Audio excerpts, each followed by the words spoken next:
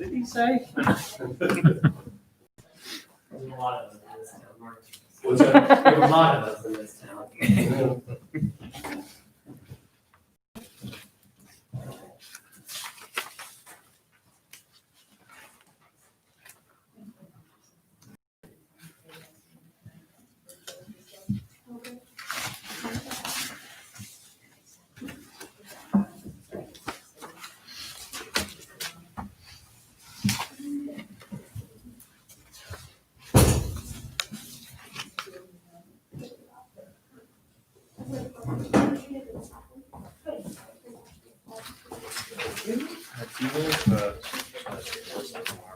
Yeah.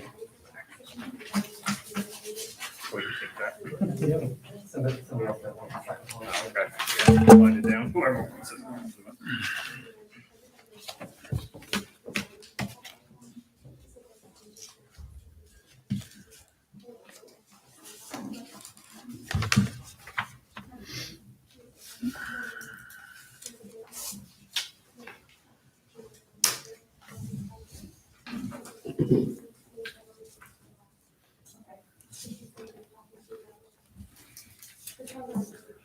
The sheet rock in that. You got that. I went right to that building, that sheet rock was They done. didn't have one. It bagged sheet Some of rock, the, it broke you know, up, the Mexican jumped the house, faces Yeah. all over. And they didn't have some them. sections. And they sent me a bunch of camouflage that. It must Yeah. It's have. like they're supposed to replace them. They haven't. I got it.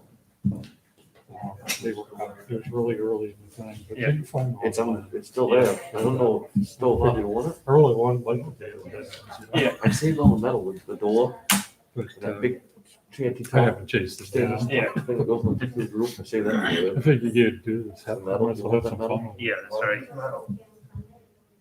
Oh, yeah, stainless. Got 5. All right, I've got 5 o'clock. Call the meeting to order today, Monday, October 19th, 2020. Roll call is Selectman Howdy Goodwin, Mike Mansalilli, Mackenzie Jewett, Kevin Buck, myself, Jamie Thurlow, and Town Manager Chris Saunders. Adoption of agenda.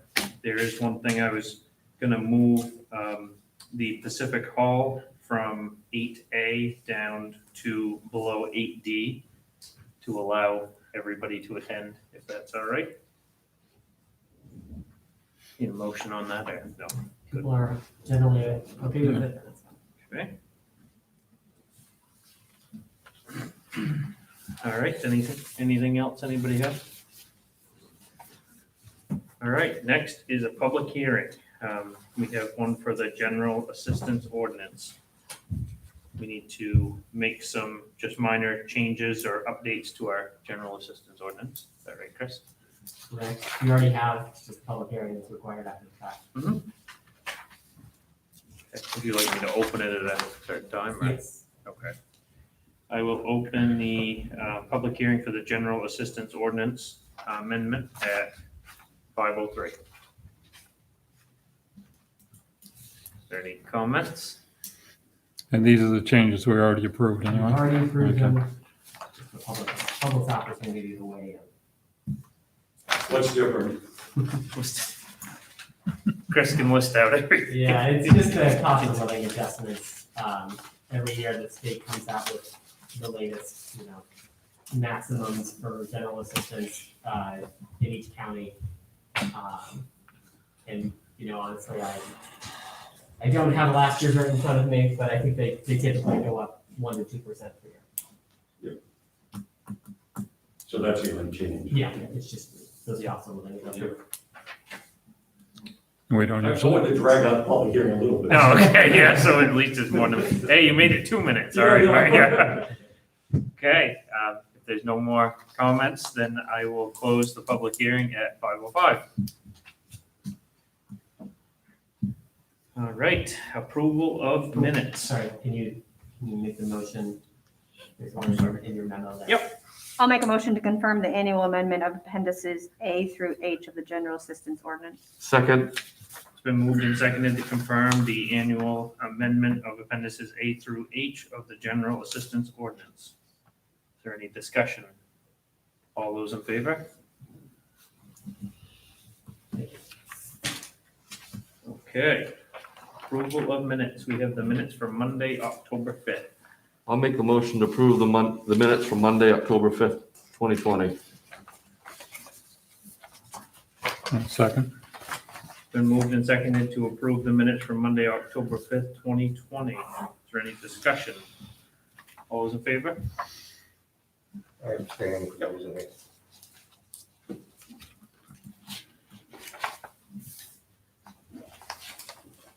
All right, warrants.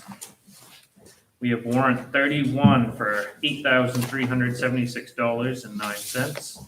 32 for $41,195.21. 33 for $8,501.54. And warrant 34 for $107,658.04. I make a motion to approve warrants, excuse me, 31 through 34. Second. Been moved and seconded to approve warrants 31 through 34. Is there any discussion? All those in favor? All right, financial reports. Chris, All right. On the revenue side, just a couple notes. We received $41,387.06 in motor vehicle excise tax in September. It's ahead of pace for all the recent years, so I don't know what anyone's talking about with an economic recession. People are out buying cars. Under intergovernmental revenues, you'll see that we've got $3,307.54. That's from the Heat Make Healthy Grant Program. Received I think that was the second payment from them. I expect the final payment will be a much larger one because it has some of the bigger bills, like the sign that we have purchased with these funds. And then the last revenue that I wanted to highlight was the war fund revenues. We have now received $64,532 in war permit fees, which is higher than I anticipated, which is great news for the long-term financial health of the wharf. Means that, there's still major repairs that the town needs to make at that facility, and we'll be able to make them sooner than anticipated at this collection pace. So that is excellent. Any questions on revenues before I move on? All right, on the expense side, the administration cost center is always the first thing I look at. It's the largest cost center. With being 25% of the way through the fiscal year, we're only at 22.34% of budget, so we are on pace to come in under budget. It's always good news for our unassigned fund balance. We did have a few abatements come through, and so I expect the abatement budget line to be slightly higher than anticipated. This is just based off of the average of the last few years, so some years it's higher, some years it's lower. I don't think it's going to cause an overall issue in the administration cost center. And then in the public works expenditures, there was only one major expenditure, which was the first payment on the streetlight LED conversion project of $13,000. Our contractor Affinity, I've been having emails back and forth with them. They've received all of the lights at their facility. They're putting them together before they come up here and actually install them. They're also working on the buyout through Versant for us. So we should start to see some progress there, hopefully quite soon. Any questions? That's the only expenses that I wanted to highlight. Any questions before I move on to general ledger? Only one major note here, which is that our municipal revenue sharing is at about we've received so far $20,243, which is about a third of what I expected. Again, we're only at 25% of the way through the year, so our collection pace is faster than expected. I do tend to budget conservatively there, which is one reason for that. And so I do expect to exceed what we budgeted for at the beginning of the year. Otherwise, that's all I got for you. all right, thank you, Chris. I make a motion to accept the July 2020 through September 2020 financial reports. Second.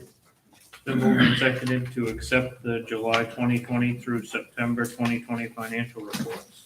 Is there any discussion? All those in favor? All right, on to regular business. We'll go to 8B, which is road reconstruction, first thing. Do you want to summarize what you've done, Chris? Or I Yeah. mean, everybody's had a chance to see Sure. what you've done here anyway.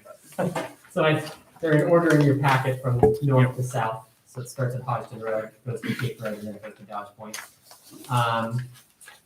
All of them have the same general instructions. As we've discussed, I expect this work to occur next spring. So the first thing that I just wanted to highlight is that, today's October 19th. I have a site walk planned on November, in here, it's planned for Thursday, November 5th. And then the bids themselves are due back on Thursday, November 19th, so a month from today. And, you guys know the contractors who are likely to respond to this. Is that enough time for them to respond? Or should I? When was the site walk? November? I would have it 2 weeks. 2 weeks, Yeah. November 5th. It's either that or you're pushing it out later after the Thanksgiving holiday. I didn't want to have it due the week of Thanksgiving. Yeah, I would just worry too about snow. If we, I know no one wants to hear that, but if we ever got anything, then you're not gonna be able to see. What do you think, Howdy? Yeah, they should be able to, give enough time, I think. That would give us time. Good. I think so. Cool. We'll stick with that date. And then I have done my best to detail the specifications that we discussed in the page 3 of each of those bids. So if you see, I don't want to belabor it too much and go over each one individually. But overall, were you comfortable with how I wrote it in there? Would you like to see any changes? The only thing I saw, Chris, is under the paving. What's that? On which one? All of them. Okay. They're all the same, I believe. Mhm.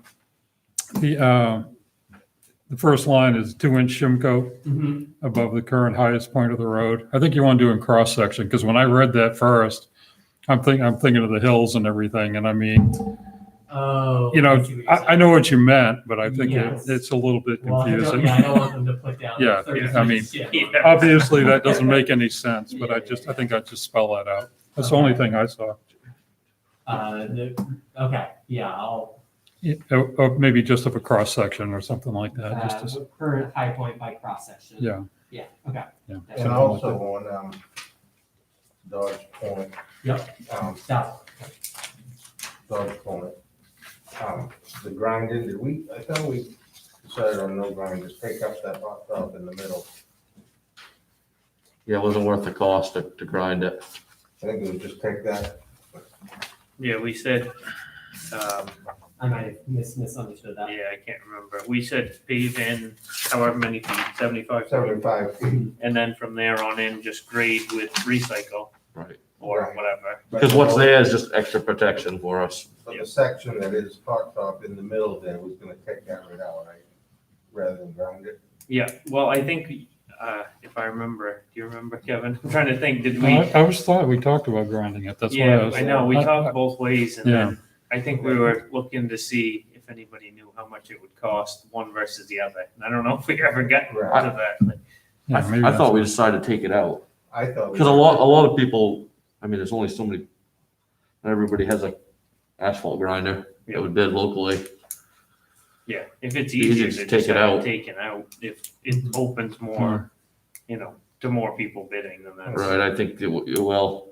I think so. too. Those milling machines are pretty expensive too. So what I'll say is existing road surface should be removed and graded until the end of the town right away. That sounds better. Yeah, It's just um, asphalt, yeah. Remove asphalt sections or from beyond 75 foot. Would that be? Existing road surface asphalt. Or is it existing asphalt, I'll just say. One thing I'd like to see, Chris, in all of them is while we've covered the Maine Department of Environmental Protection Erosion Control standards, I really would like it to say, seeding and stabilizing, seeding and straw or equivalent stabilizing or something to that effect. And also, we don't have anything in any of these about shimming the edges of the road once the pavement's in with inch minus gravel, bringing the base gravel up to the hot top to protect the edge, so we don't end up with what we did on Clark Point Road, that new pavement a few years and no protection on it. Okay. Let me get that first thing, so.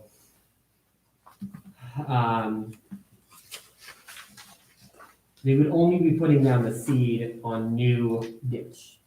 They wouldn't be putting down seed on, On any soil disturbed areas. That would be the easiest Okay. in the ditches. Wouldn't you just word it erosion control?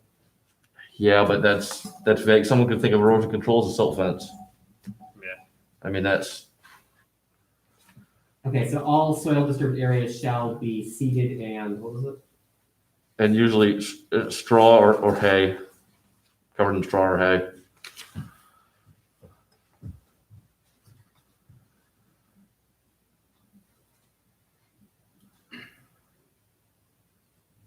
Okay. And all exposed hot top edges, shimmed flush with inch minus gravel.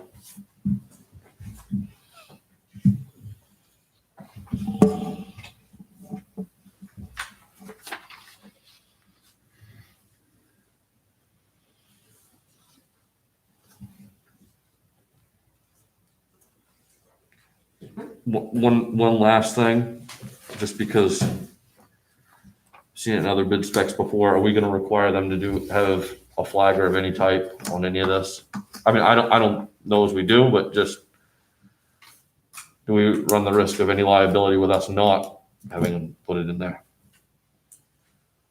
For traffic control? That might be something we wanna look at. It's gonna add to your cost a lot. Of course it is, but I just don't know if it's required, that's all. I Maybe think, so. I think I'd leave that up to them. Yeah, I would too. I mean, the last road project they did, it said it in the bid specs, but we never had one, so. That's me. Should one-way traffic be maintained at all times? I mean, that's another one too, that some people put in there. Yeah, well, I think that's tricky because I could understand if they say, we're, just for efficiency, they may have to shut down the road for 20 minutes or something, if they're doing it. Oh, yeah. Or notification to neighbors within 48 hours. Well, I do have That's already- public engagement listed under the bid specs. Like Cape Road, they'd luck out because they can go the other way. Yeah. I mean, I know it's a pain, but still you can Yeah. if you had to. I'm just thinking Hodgson Road with we've got Yeah. the park entrance right there. We can't really stop people from going in there. Yeah, I And then go in from the other end too. Yeah, that's true. yeah. Yep. I mean, I think the reality is that when you're working on these narrow roads, it may not be possible at some points for them to have traffic go around, just, and I don't want to have to put that expectation on a contractor. No. I know from our own crew and even talking with folks who live on Dow Point and discussions with our crew after the work on Dow Point that, they were able to move if someone really needed to get through and figure out a way to get them through. Yeah.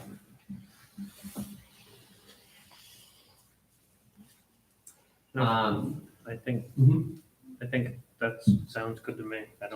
I wouldn't specify it just so we try to keep the cost down as low as we can to get all this done. Yeah. And then the other thing that I wanted to see, so you probably saw in the work plan, I've asked them for a beginning and an end date and then said, you have 14 days within that end date of flexibility, but beyond that, there is a penalty. Yeah. Is that reasonable from your perspective? Yeah, I think so. Because I'm not. It's not that big a penalty. That 14, it's not, well, no, it's not a huge penalty, but that 14 days is intended to include weather delays. So if they sit there and say, oh, but it was snowing, well, I'm putting it right in there. Yeah. What if you bumped it up another week? I'm just thinking realistically, everything is 2 weeks behind. I do. Yeah, I mean, if it's, what do you guys think? If you just added another week, I wouldn't think it would. Whatever. I think we could be pretty flexible anyway. Yeah, I mean, they're gonna hurry, try to get it done for what they got the price on anyhow. Yeah. Yeah. They're gonna drag their feet, so they're gonna. yeah, whatever you guys think on that, I don't. I don't I'm really fine with need it. it at all Yeah. myself. Yeah. No. Yeah, just leave it alone, I guess. Meaning don't have a penalty in there at all, or leave it as is. What do you leave it as is. Yeah, I would Okay. just leave it as is for, Okay. yeah. Are we gonna have any more specifications on culvert sizing on this? I just think if we're gonna be burying this in 20 or 30 years worth of pavement, we probably ought to be a little more specific.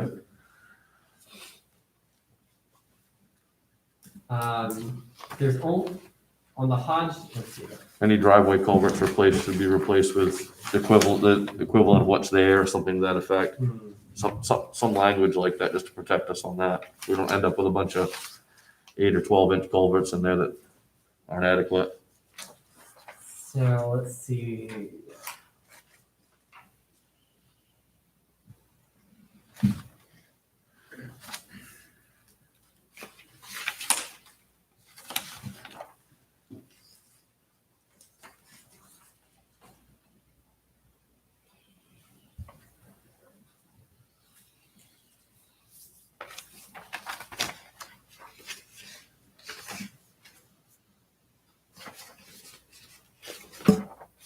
So I'm realizing now that I don't actually state where we need driveway culverts.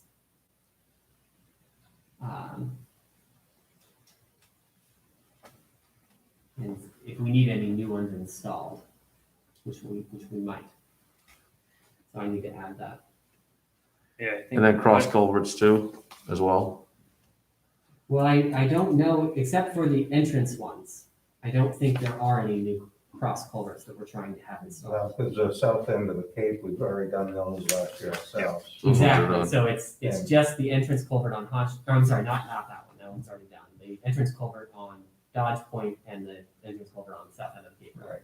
And I think there was 2 side culverts on Hudson, if I remember right. There was one going across too, remember, that was kind of rough or collapsed looking. If I remember right. Can't remember.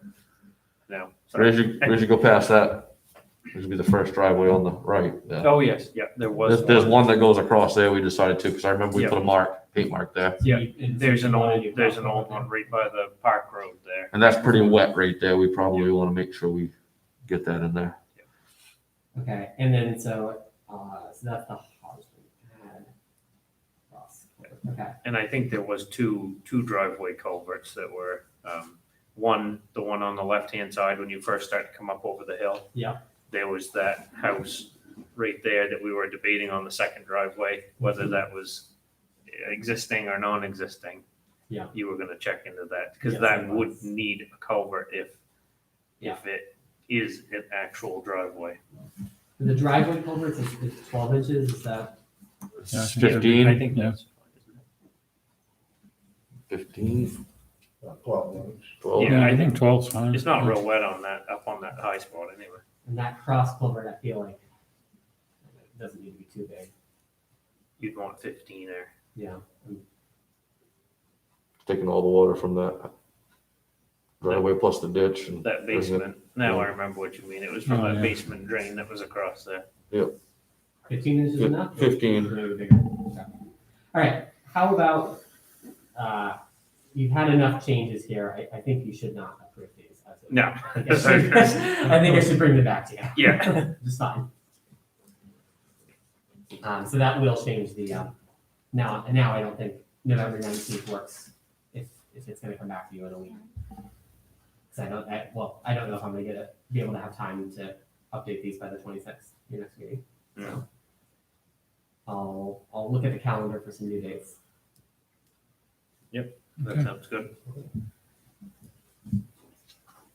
All right, so we don't need any motion on that, I guess. Move on to 8C, which is the FY 21 health insurance stipend. We need to, or we should adopt the revised personnel policy and adopt an annual stipend for those employees who opt out of the town health insurance. The insurance would be, or in lieu of the insurance, there would be a $4,000 stipend. Is that correct, Chris? Correct. Yep. Which is still a ton less than if they were on our insurance. Really? I'll make a motion to set the FY 21 health insurance opt-out stipend at $4,000. Second? It's been moved and seconded to set the FY 21 health insurance opt-out stipend at $4,000. Is there any discussion? All those in favor? All right, next is the personnel policy. You wanna summarize this one, Chris? I know we went over it last time, but. It's just MMA's legalese around expanding coverage to domestic partners. Mhm. And so they asked that this language appear in minutes that are signed by the select board. And so that's what I'm asking you to do. It doesn't change anything to you from what you did last week. And you have to be considered a domestic partner for at least 12 months. So it's, Yes, you have to have been partners for 12 months before the Okay. coverage would apply. That whole thing has to be the motion? yeah. That's what I was just Yeah, looking you're- at. I'm looking that way. Rock, paper, scissors, Guys. yeah. Howdy. Okay. Silence. Well, you have a big mouth right here. I feel muffled, but what the I know. hell, huh? I make a motion that effective December 1st, 2020, the town of Tremont amends its personal benefits policy to allow any employee who is eligible to enroll in employer benefits the option of enrolling a domestic partner. Any employee who wishes to add a domestic partner will be advised of the requirements set forth in the domestic partner affidavit to said partner. Furthermore, said employee has been advised there could be tax implications for adding a domestic partner. The domestic partner of an employee shall be a life partner of either the same sex or opposite sex of the employee, not legally married or separated to either employee or anyone else, at least 18 years of age and mentally competent to consent to contract, are each other's domestic partners and intend to remain so indefinitely, have been each other's domestic partner for at least 12 months prior to the date of the signed affidavit, are not related by blood to a degree of closeness that would prohibit marriage in the state of Maine, and are jointly responsible for each other's common welfare, share financial obligations, and share their primary residence. It's easy to get married. Second. It's been moved and seconded to amend the personnel policy as read by Kevin. I want to hear it again. No, not a chance. Is there any discussion? All those in favor? All right. Are we ready for the Pacific All stuff or? We might as well. Peggy was hoping to get here, but she gets out of work at 5, and so she may walk in just a few minutes. but Okay, we could do the town manager's report first if you want to do that. If you're okay with doing that, I'll give her a couple Yeah. more minutes, and if she's not here after that, then we'll just. Okay, I would say yeah. go ahead and do it. is that okay with you, Chris? I'll speak slowly. No. I'll tell you No. I could read the motion again. Yeah. individual clue of the Halloween scavenger hunt. So major emphasis of the last 2 weeks, we have planned a Halloween scavenger hunt that's meant as an alternative to trick or treating for folks. They can do it in a socially distanced way. So there are clues that are out there. We put them in the school newsletter. They're on the town website. They lead to specific letters around town. You can find a letter, unscramble the letters, it spells a message, and then you bring that message to the town office and we'll give you some candy. There's no age limit. Each of you can do this too. We'll see. All right, grant administration of Keep Maine Healthy grant. I submitted another invoice, did the monthly reporting, et cetera. And I attended the virtual MMA annual convention. So minor projects, I called all our recreation board members to confirm their interest in continuing to serve, and they are all still interested in serving. I made those personnel policy updates that you passed at your last meeting. I had an email back and forth with Misha about the fish ladder. She did ask if we could authorize $3,000 for survey work out of that Seal Cove fish ladder reserve, and I have authorized that. Answered cemetery questions. I did a vending machine audit. We made $36 in September. Attended a Down East COVID-19 task force meeting. I have been cross-trained on the central voting system, so I can now process absentee ballots. I've had emails back and forth with the Hancock County Sheriff's Office and Acadia National Park regarding parking issues at Lighthouse Road. Everyone is aware of the problems down there, and unfortunately, no one sees a brilliant solution. And so, I don't know where we are. I had my check-in with Mackenzie. Advertised surplus property sale for library items. I've been researching Pacific Hall needs for the possible use as a school. Did the Q3 solar array billing.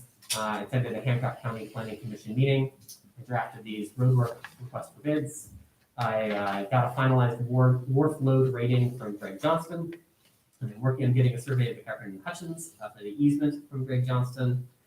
Reviewed comprehensive plan proposals, and I received, so just for your information, I received one from the Hancock County Planning Commission and another one from Noel Musson. So those will be on the agenda for your next meeting. Our office staff has been busy. Jan made all the audit adjustments.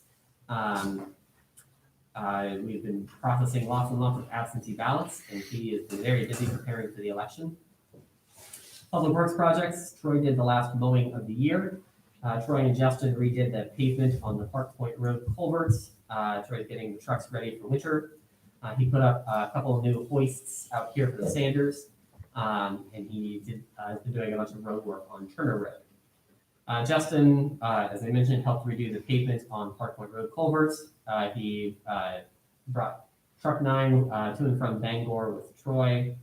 Did windstorm cleanup, done lots of dock cleanup.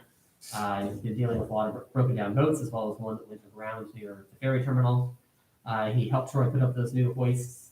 We've had a couple of transient rentals, and he helped rescue a skiff.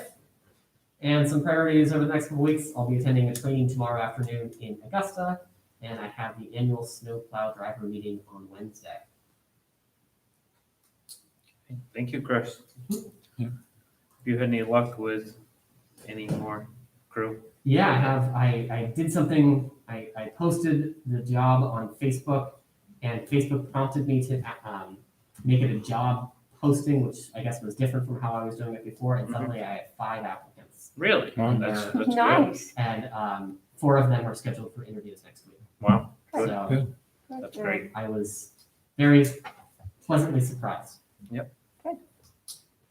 Also, when you mentioned the park service there, should we set up a time to try to meet with them again and figure out what to do with the parking? Because I know it's just an ongoing issue and it's not going anywhere, and Yeah. no one seems to know quite what to do with it. Whether, there's only so much we can do, I there's know. only so much the park can do, but try to figure out a plan, because it's definitely not working. Don't you have the authority to tow? Yeah, well, It's up to the sheriffs, and yeah, it's been frustrating for me. They aren't doing it. I don't know why. They're not ticketing and they're not towing it. I've asked them directly, and they won't. The sheriff was down there during this past long weekend. Mhm. Yeah. People actually thanked us. and they, Doesn't happen much around here, so I don't know if they towed her, I don't know, but Did They were down actually there. issue a ticket with a fine? Yeah. What's Well, the fine? They can, but they haven't. What's the fine? That's up to the sheriffs. I'd see if we have any control over that. Yes. Well, I mean, Bar Harbors, they do it. I know they do. Let's set a, I don't know. I've, as I said, I've asked directly to the sheriffs, and they just said, we start making $200 a car, they'll figure it out pretty quick. the explanation was that they feel like it's all out of staters and they won't be able to collect a fine, so it's not worth it in the first place. And my rationale is just do it and see what happens. At least try. I'm not making much headway, but I'll keep trying. the thing is, you're still gonna have, we don't want to discourage people from going to the lighthouse. We don't want to discourage the tourism, but they just need to find somewheres to house all of the parking. There's just not enough room, and if there's that many people that are gonna visit there, they just need to have something else. That's all. It was ridiculous last week. I hear you. Yeah. And I've been emailing them and calling them in advance of these weekends saying, please have patrol down there. And as Mackenzie said, they are down there sometimes. they were that weekend. I don't know about all the others, but And I have a request from a resident to prohibit parking along McKinley Lane because of this issue. And so I'm, gonna ask Jamie if that could go on an agenda. are the cars going that, oh my gosh. They were down to like Gott's Pit, where that is, down past Carol Lunt's house, Holy way cow. down. Yeah. Wow. We need Keith. par- I know it's his manager's report, but I'd like to interject in this part that the days that there was the most problem was the same exact days that they were testing the reservation plan for the top Cadillac Mountain. Mhm. And they experienced the same situation across the island. Oh, really? Yeah. They Yeah. had the chief's meeting on Thursday. I also think someone should draft a letter and explain to them that during your test program, these other areas were basically just relocated the problem somewhere else. But I think that discouraged creating more parking, because you can still have the roadside parking even though you have a parking lot. And then that facility can't handle more people. So if you put a 40 or 50 vehicle parking lot there, you're suddenly gonna have 6 times as many people there on an hourly basis. I don't think we should try to encourage. I don't know, I guess. But if there's a parking lot, at least they're parking safer than what's happening now. With the placement of a few coping stones along there. Temporarily for the summer, have a pulp truck come down and just drop a few for the summer. Well, it's pretty obvious. I mean, it's too bad because I don't care for the looks of the signs right now. I mean, there's no parking signs every 50 feet, if that. And If I've you- gotten people complaining about those. Yeah, no, I know. But if you put no can't see parking those- with a fine below it, like some towns do, and then we have a parking, someone enforce that. The sheriff had a big, their mobile sign, electronic sign that said, no parking along sides of the road, you will be towed, or something to that effect was what they had written on there, that right after that one night that was extremely busy, so. It was It's gonna take something, a couple people getting towed and then people will be like, oh, okay, yeah, we shouldn't do that. Yeah. 3 months get the heftiest fines around. Right, let's not. Is there a way the town can issue parking tickets rather than the sheriff's department? You have to be law enforcement to issue parking tickets. What about, if you designate a parking officer? I mean, Bar Harbor's got one, he doesn't have a law enforcement degree. Who is? The harbor master. That's true, there. You can issue parking fines at our wharf in Seal County. Need a constable. Mm. All right, I don't want to get too sidetracked, but, sorry. But at some point, I just think, somewhere down the line, that in the next couple of months, we should talk about it so that maybe they have some sort of a plan for next year, Yeah. one way or the other, whatever it will be.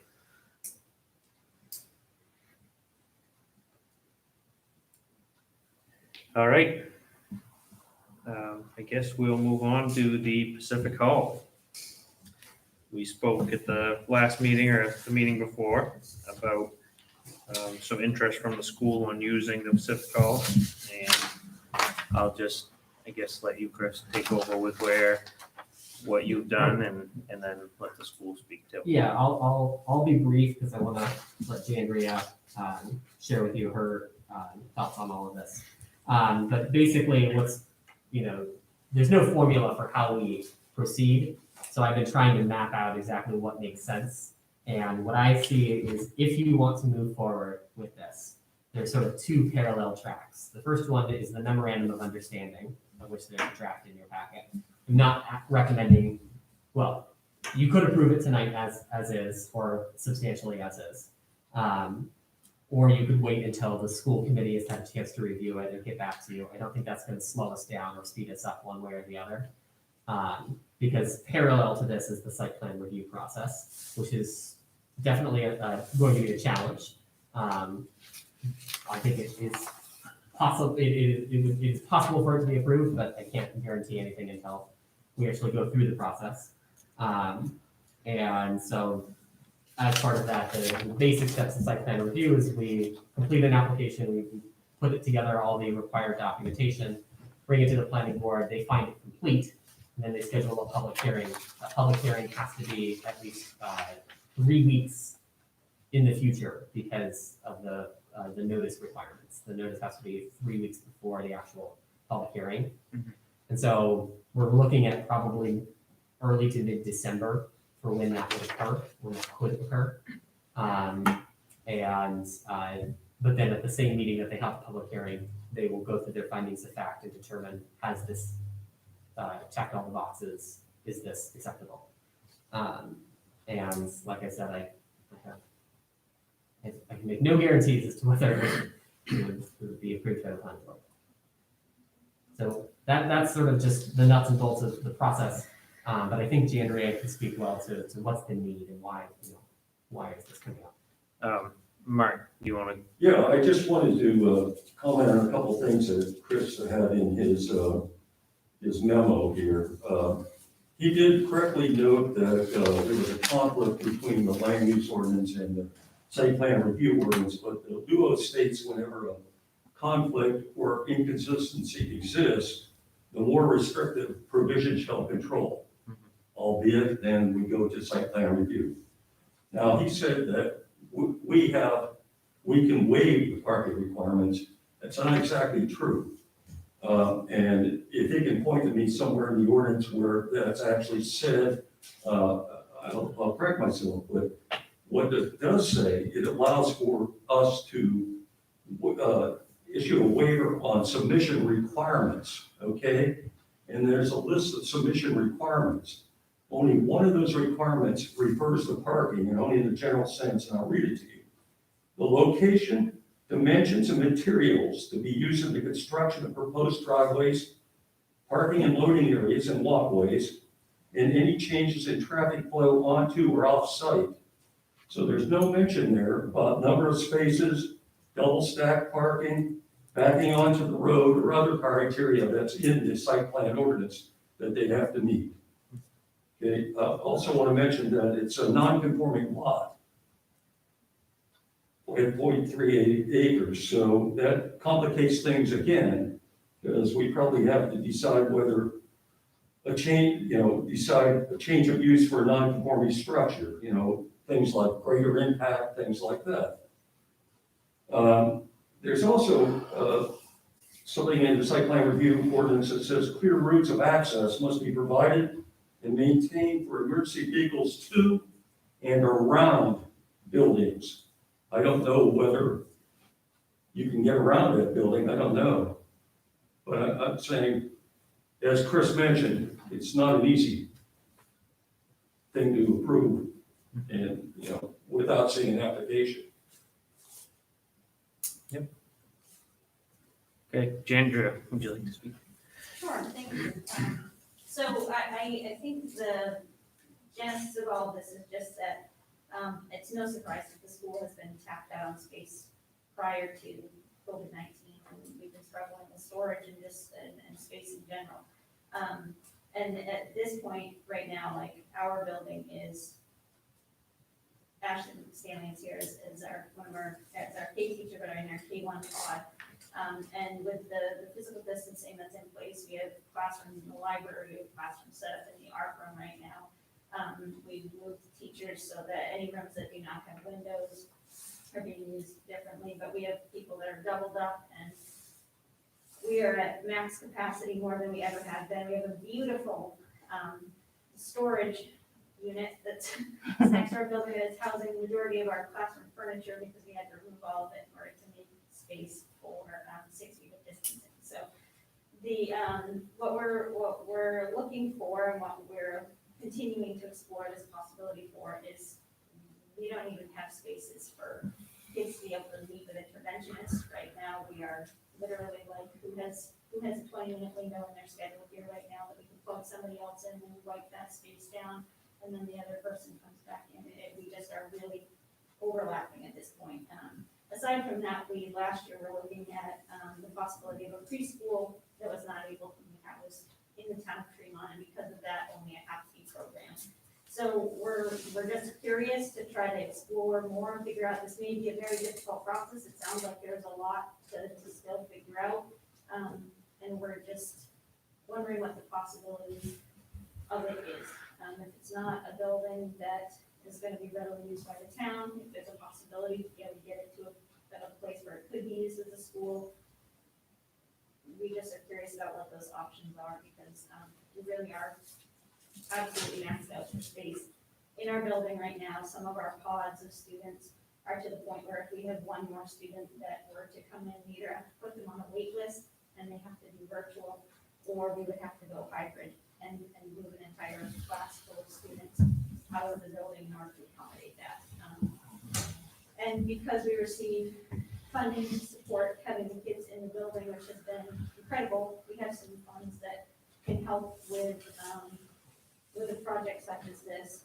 And but those funds have to be spent before the end of this year, by December 30th. So it's something that we're interested in exploring.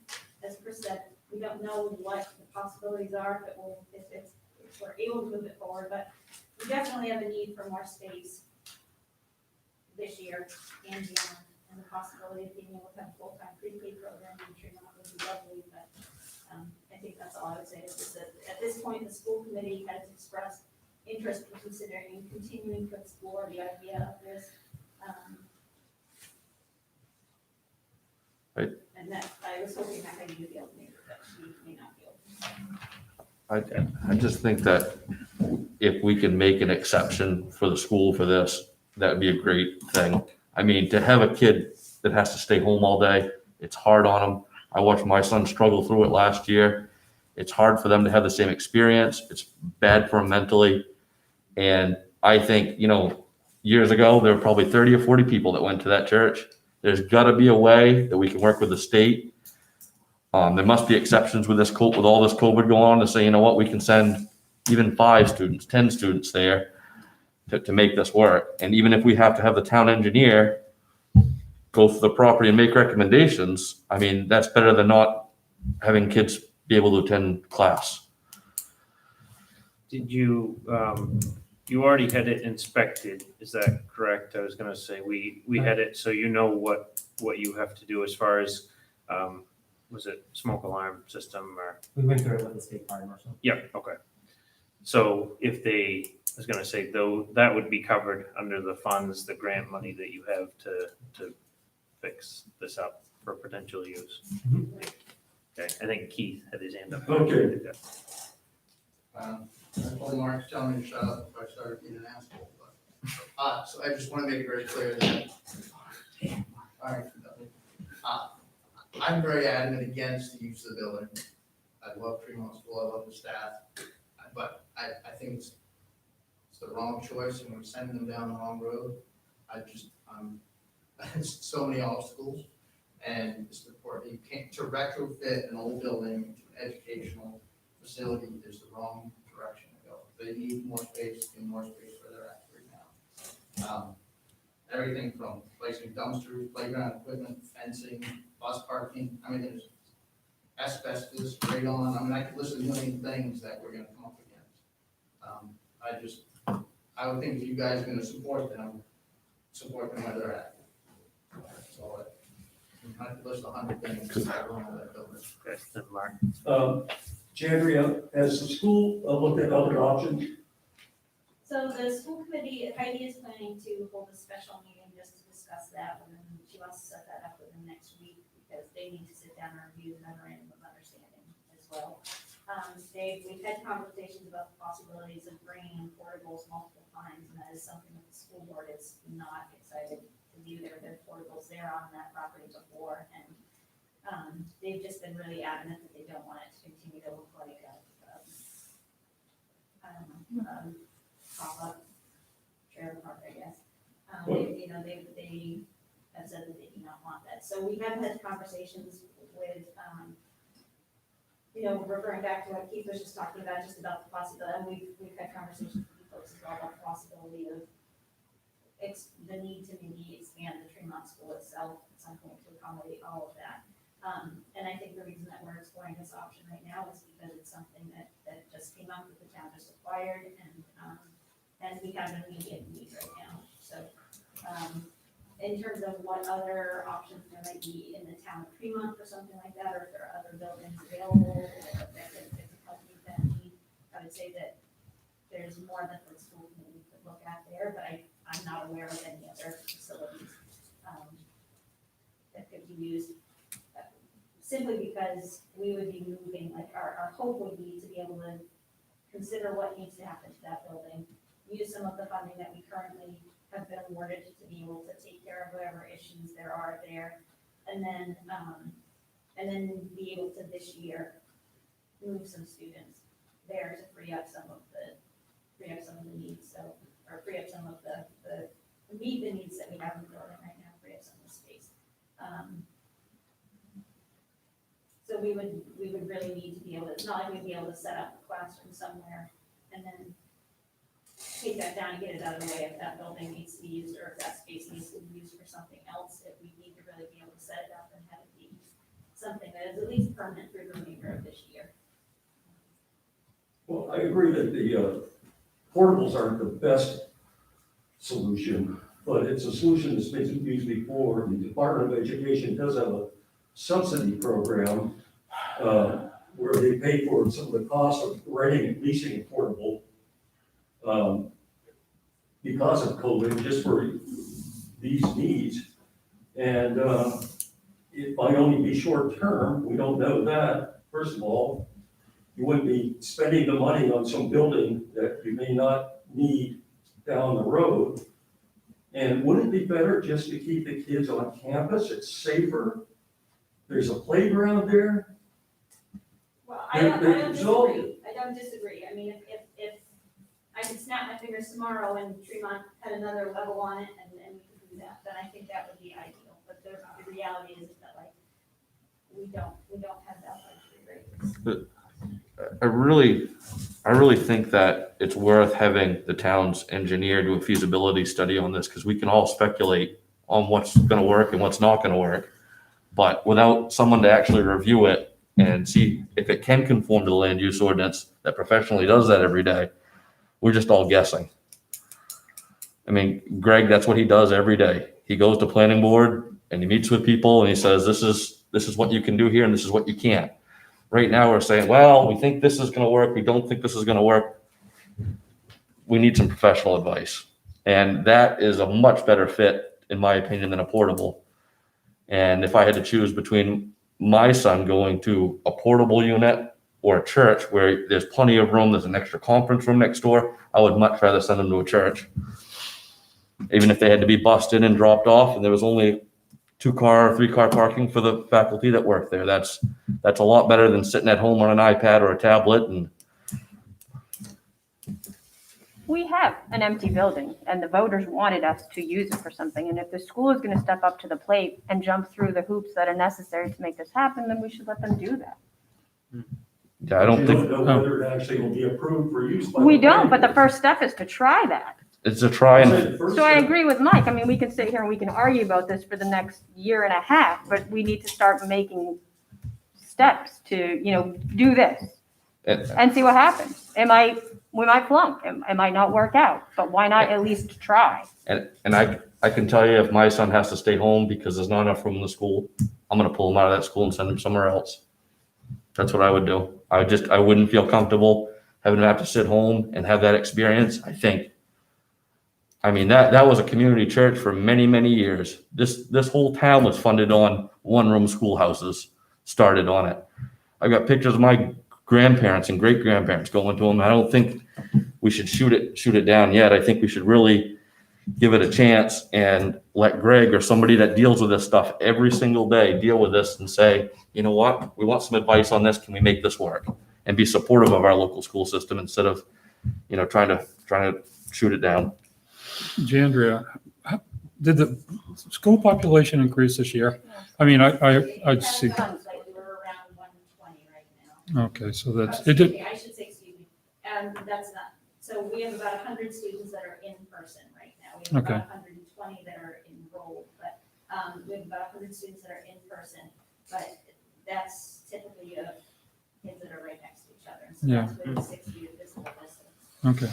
between all students and all students and staff. What I'm kind of hearing is you've got two problems. One short term because of the virus, and then you need space anyway in the long term. And to me, it's like almost two different solutions is the way I see it. And right now, you've got a real urgent need for more space than you've had in a long time. If I can paint a picture for you. Sure. Our middle school staff, it's hysterical to watch, but Hannaford was kind enough to donate shopping carts. Our middle school staff, every hour on the hour, they load all of their equipment that they need for the next class into a shopping cart and push it around the middle school wing to be able, because they can't, the kids are not switching locations, the teachers are switching locations, and so they are packing their classrooms up. And then they don't have, kids normally would go to, so if you see a teacher, please thank them, because what they're doing is tremendous right now. But, their kids would normally go to a special and go leave their classroom so that the teacher has time to plan. The way that we're structured this year, kids are in pods and teachers are attached to pods as well, so they can't leave their classroom to go to a special. The specialist is in their classroom, so the teachers don't have anywhere to go to plan or to even eat their lunch. Right now, the teacher's room is non-existent. It's being used for another purpose. But so there is an immediate need right now, and I hope people understand that it is not the desire for Tremont School to put children in any situation that is not going to be safe. And so we would absolutely want to meet whatever requirements there are to make sure that this building can work as an educational facility. And it may not. We're realistic about that may not be able to happen. But I think that what we're just asking is, what do we need to do to explore that and figure out if we can, and also know that we have funds, but we have the funds for a short period of time to be able to make that happen, so. Okay, well, where I was kind of going with that, which kind of agrees with what you're saying, I think in the short term, it makes a lot of sense to explore this because it's something we do have that's sitting vacant and you have an immediate urgent need for it. I think in the longer term, it doesn't make quite as much sense. But again, to me, we should deal with what you're dealing with now and try to do the best we can to support you. And, and if the building doesn't work, it doesn't, but I think we should at least look at it. Chris, do you have something to report? And then Yeah, Mark. so one probably sensitive thing that maybe we could get a motion from you tonight that I think is very helpful is that a third parallel track along with site plan review and the memorandum of understanding is the actual work that needs to be done on this building to make it a school site. And Jandria and I talked a little bit about this.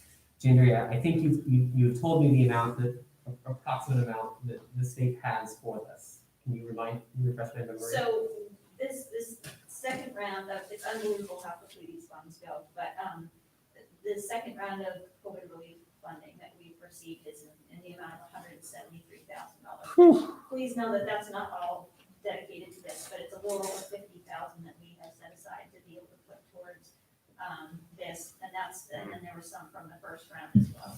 So there's at least $50,000 towards this, but as Jandria said, the deadline to spend it is December 30th. Right, so we need to That make up our sounds, minds. that sounds a lot more attractive to be putting it into something that might be long-term than a bunch of mobile trailers that, once they're gone, they're gone. We paid for something that we're only using for a year, 6 months, and we don't know what they cost. So a challenge. No, hang on, let Chris finish, please. So a challenge here is that the site plan review process may not finish. It might not be approved until, I'll say, December 22nd. If we wait until the site plan review process is completed to actually initiate those improvements, obviously it's not gonna happen in 8 days. So are you comfortable with Jandria and working with me, of course, beginning some of those improvements on the speculation that this will happen, and understanding, and Jandria I think understands, if it doesn't happen, well, it didn't happen.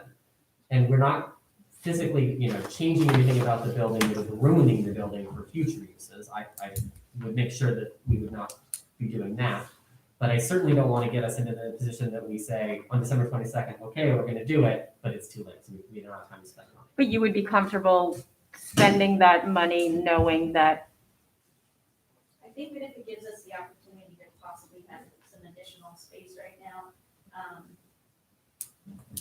think that, There's a very specific application and the way that these funds have to be spent. It's not like we get to just select how we want to use Sure. these funds. The state has to approve it. We just got our funds approved the other day, thanks to the wonderful lady named Nancy Gerla.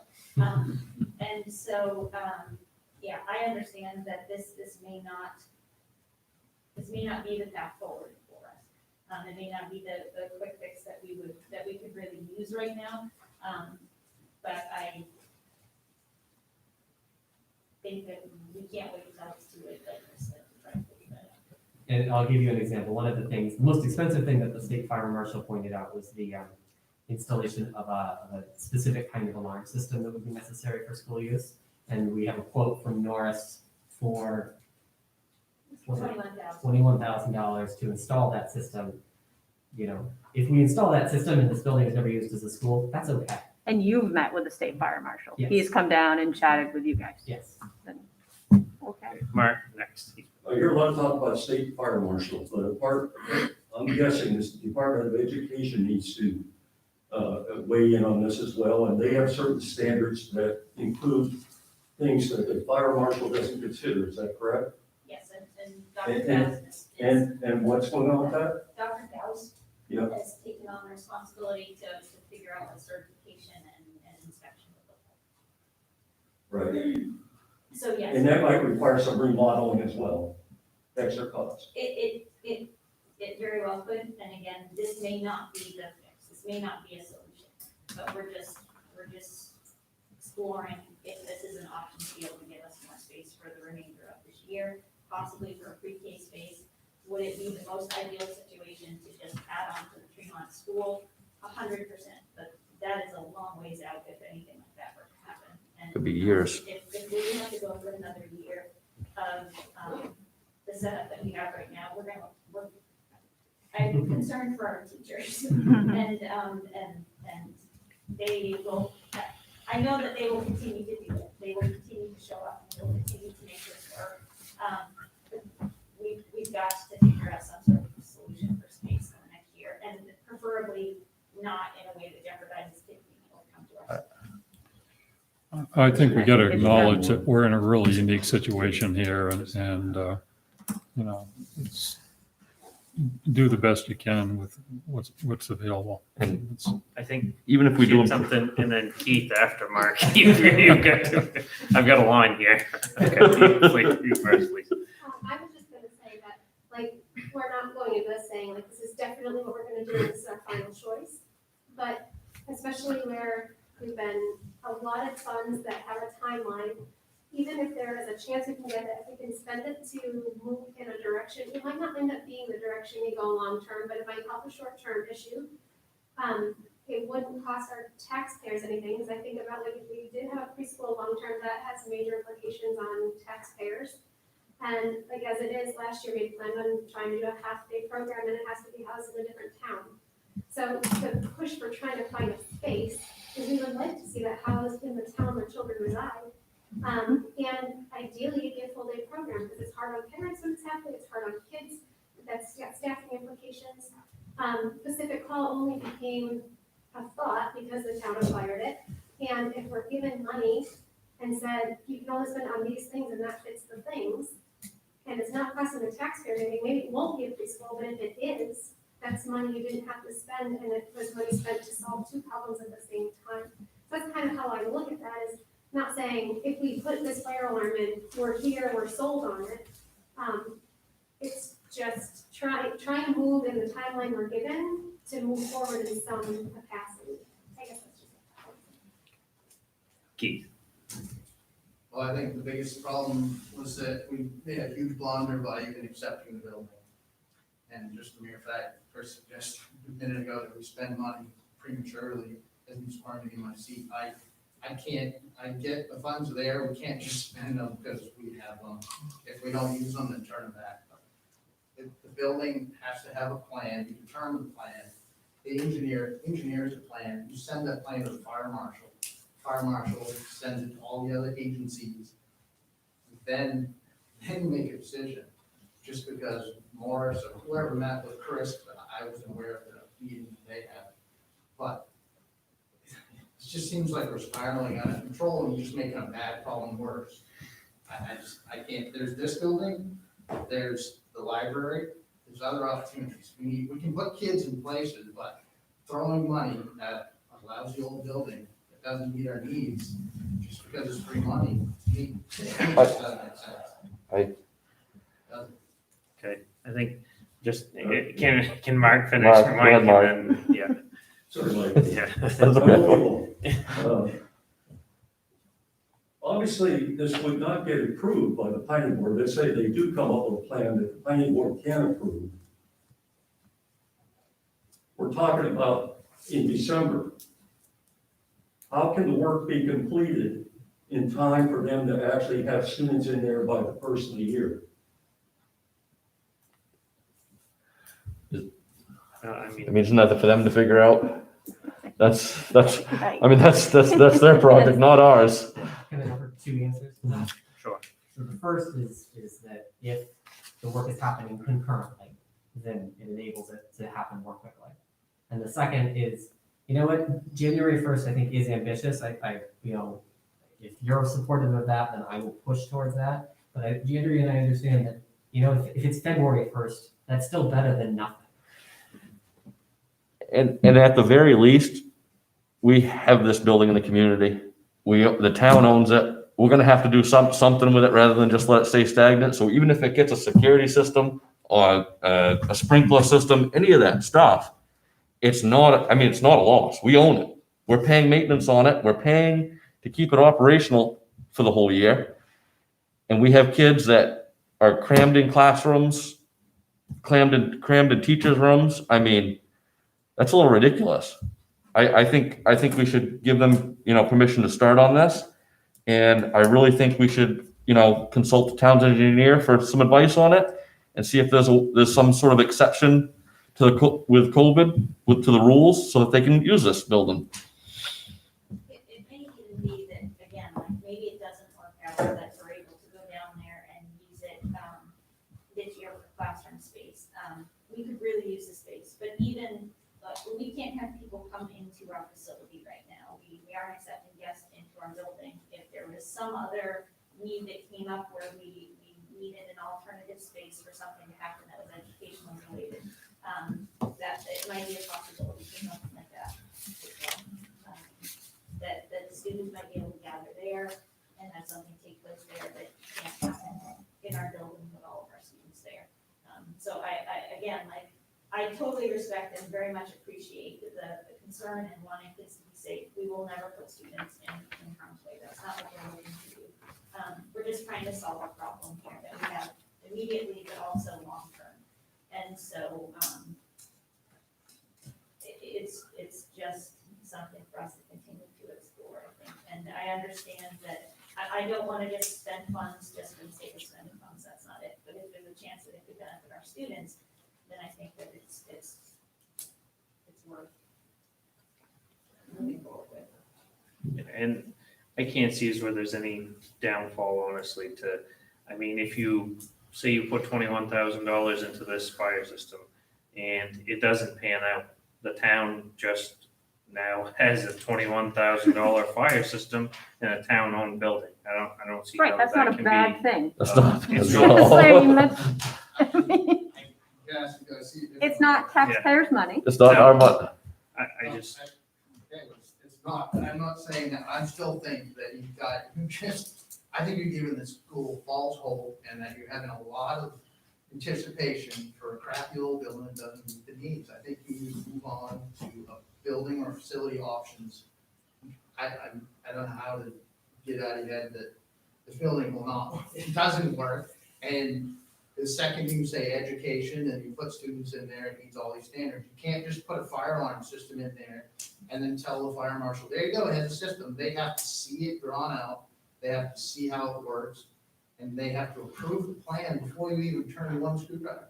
You can't, I mean, you're just gonna be, in some cases, you may find out you're gonna pull out everything you just did and start all over. I just think you're getting way ahead of yourselves.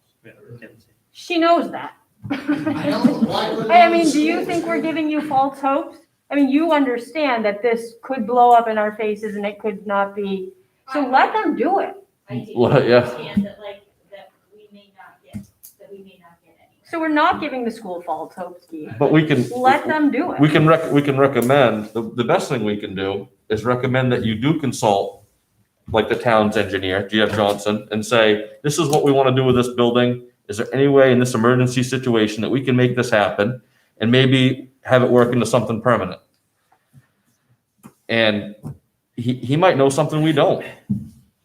Yeah, and what else are we gonna do in the current time? We're just gonna let it sit there, like we have the townhouse, the town garage, or I whatever mean, you wanna call And the Chris, town. vote that's on at the Wharf village. That place is- Wharf House, yeah. That place has had tens of thousands of dollars worth of renovation work done prior to us acquiring it by the former owner. And you go to somewhere like Frenchboro, and that's about the same size school that they have out there. I don't know if anyone's been out there, but it's about the same size building. The parking's probably not much bigger. Yeah, And- could and they could you get- tell us if it is? Yeah, she's out there. But it's similar, you know, Yeah, no, it's, we're just, So do you need a motion to allow them to, what do you need? I would like. Because I'm gonna make a if- motion. I would like 3 separate motions, unfortunately. Okay, If you'd like the memorandum of understanding, I will say I have spoken with our insurance company. They are very comfortable with this. The only request that I had is that if the school hosts a function in that building, that they should have the town name as additional insured on that function. I don't think that's a major change in there. the school board hasn't seen this yet, though? I'm sorry. Has the school board They- approved this yet? They're- Yes. They've not approved it. They been sent to them and Heidi is lining up a special meeting to be able to. So before we make that motion, should we wait for you guys to read it, or? it would be fine either way. It wouldn't slow it down. Okay. we can approve it Why on don't our we end. approve and then- our end, yeah? Yeah, then they would have to approve it on their end. So that's one motion. A second motion is to initiate the site plan review process. Yep. And then the third one is, I will ask for, that's not in your packet, but is to authorize me in coordination with the school to make improvements with, to start beginning improvements there. I'm gonna make a motion to request the town manager to submit a site plan review application to the planning board to convert Pacific Hall to a school use. second, It's been moved and seconded to request the town manager to submit a site plan review application to the planning board to convert Pacific Hall to a school use. Is there any discussion? All those in favor? I'll make a motion to authorize the town manager to sign a memorandum of understanding substantially similar to the October 19th, 2020 version with the Tremont School to use Pacific Hall for school purposes. second, It's been moved and seconded to authorize the town manager to sign a memorandum of understanding substantially similar to the October 19th, 2020 version with the Tremont School to use Pacific Hall for school purposes. Is there any discussion? Yeah, we haven't even talked about the memorandum of understanding. Oh, whoops. That's okay. It looks good to me, except I got one question, is what an active waste is, Oh, if they, a legal term. well, no, if they intentionally or unintentionally just let the building, if they let there be a freeze up, for example. Okay. If they forgot to leave the heat on in the Was that an act then? Okay. That was the only thing I saw. Any more discussion? All those in favor?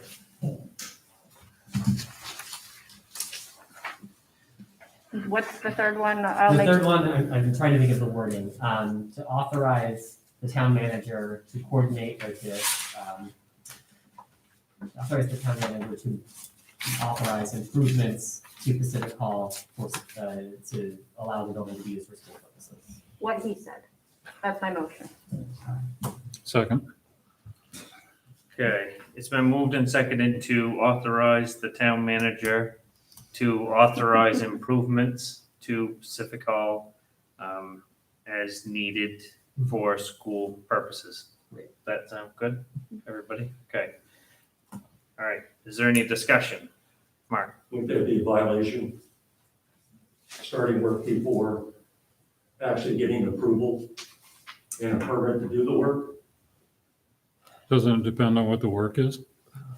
yeah, I mean, I mean, it's, you don't need a permit to put an alarm system in. no, You'd have to I talk to mean- Jesse on what, Yeah, I don't think you need I mean, I can double check the requirements of the building permit, but I don't believe you would need a building permit. You're not expanding the footprint, you're not. If you added a bathroom or something, you would, but I mean, if it's, In that respect, isn't it? Well, What was the motion again? does it have to be specific though? As long as it conforms to the ordinance, why do we care? Yeah, you I'm can, saying it may not conform to the ordinance. He could. Well, he could be if- doing work if we- there that- if we said that, That's in violation.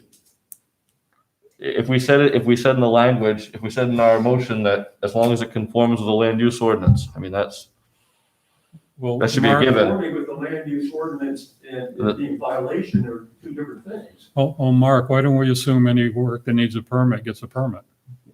I mean, if the change of use goes to the, no, but the change of use goes to the planning I'm just board. saying you might be able to make a better motion. And avoid what I'm talking about, it being in violation. would you like to withdraw your motion to? Yes, please. That makes everybody happy. Yeah, want me to take a stab at it? You go Yeah. for it. I make a motion to authorize the town manager to begin any work permitted properly to make the Pacific Hall, School worthy? yeah, suitable to use as, for school purposes, suitable for school purposes. Sound good, Mark? I It's guess, better, stumbling through it it's anyway. better, yeah. I mean, Yeah, Second. Okay, it's been moved and seconded, for what Kevin said. Authorize properly permitted improvements to the building to be approved jointly with the town manager. For school use. To make it more acceptable for school use. Okay, How's that sound? all right. Moved and seconded. Any discussion? Keith? I think you ought to table that movement right now. Just, you make any changes to that structure to be in the school system, any changes have to be pre-approved by the state fire marshal, by design review, before you make any changes to that building. I mean, even if you put up a lighted exit sign, those buildings, that has to be pre-approved before you do any of that. Or, I'm just saying. Well, that comes under, Go ahead and spend free state money if you want, but it's gonna backfire. well, that comes under properly permitted, doesn't it? Well, okay, I guess that would outline that, but I want to very cautiously that that's something you should avoid making any changes to the structure, right, and having a review from the fire marshal. Okay. Yep. And then those reviews, those plans will be returned to myself and Jesse and maybe even Mark, and those have to be signed off before any changes to be done to the building. So, just saying, as long as you guys are clear with that motion. Okay, and it was cited, it was properly permitted, so is everybody comfortable with that? Mhm. Okay, any more discussion? All those in favor? All right. Suggestions for the next meeting? Date of the next meeting? I make a motion to set the next meeting for Monday, October 26, 2020 at 5 PM. Second, It's been moved and seconded to confirm the date of the next meeting for Monday, October 26, 2020, 5 PM at the town office. Is there any discussion? All those in favor? Motion to adjourn. second. All those in favor? Thank you guys for attending.